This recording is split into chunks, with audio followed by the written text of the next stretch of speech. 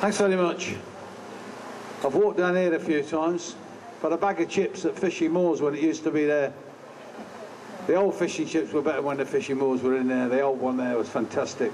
I learned to play the trumpet there in the Coventry School of Music, and I won my first prize ever from the Boy Scout shop, which used to be on the corner opposite Timothy White's.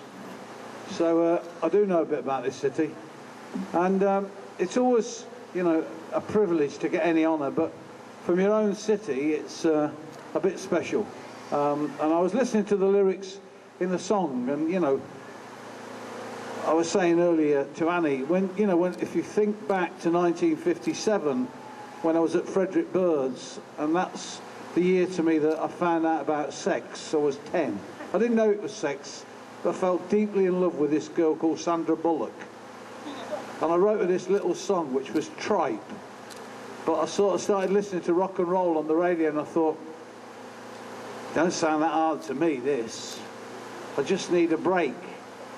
And it was in '61 that at what was the Matrix Ballroom, when I met four guys called John, Paul, George and Ringo, that I realised that four kids from the same working class background as myself could actually do something. And you do now and again, you know, look back and think to yourself, why me? Why was I that kid in '57 in that class at Frederick Bird's that years later switched the lights on, which I was just talking to the ex-mayor, the leader of the council, who was the mayor then. I'll never forget that night, because I didn't even bring my children up to switch on the lights, because I thought, well, no bugger's going to turn up to see me switching the bloody lights on. Well, they want to see me switching the lights on. And I remember coming out onto the balcony, and there are thousands of people. And you suddenly realise that you think you are treading a lonely path. You think that only you are out there. And the truth is, no, you're not, because you're touching lots of other people's lives in all sorts of ways. And I get letters about, you know, songs I've written from people all over the world.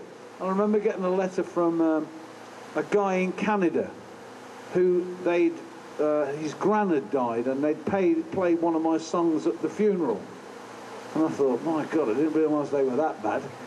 And, you know, I suddenly realised to this guy, and he said in his letter, I played it because my gran understood what I felt about your songs. And I thought, I wonder, when I was at the Locarno all those times playing all those Motown's records, will I ever thought that I would go on to people all over the world buying my record.